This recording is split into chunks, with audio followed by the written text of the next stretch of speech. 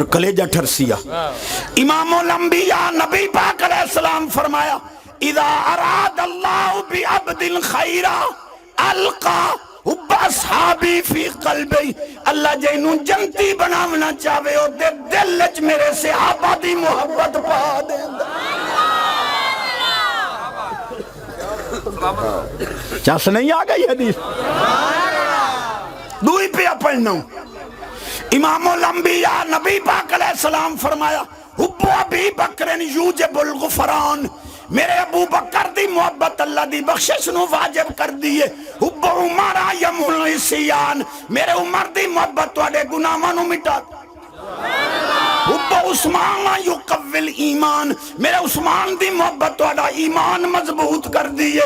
حب علی یخمد النیران. میرے علی دی محبت جہنم دی آگ بجھا دین دی. 15 سال زندگی میرے سمیت ودھے جے دی سبحان اللہ دی آواز اٹھی.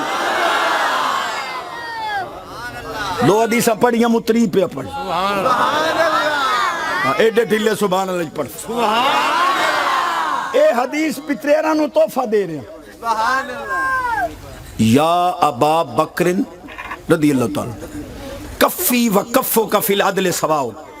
پلے بننے نبی پاک علیہ السلام فرمایا پاک صدیق تیرا ہاتھ تے میرا ہاتھ انصاف وچ برابر ہے.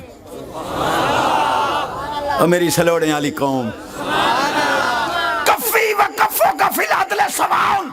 تیرا ہاتھ تے میرا ہاتھ انصاف وچ برابر ہے. نہ نبی ظلم کر سکتا ہے نہ صدیق ظلم کر سکتا ہے. تو کیڑے باغ والے مسئلے چاہی بدا ہے. ترائے حدیثہ پڑھیے مجھ چوتھی جا پڑھ. ایڈے ٹھلے سبحان اللہ پڑھ.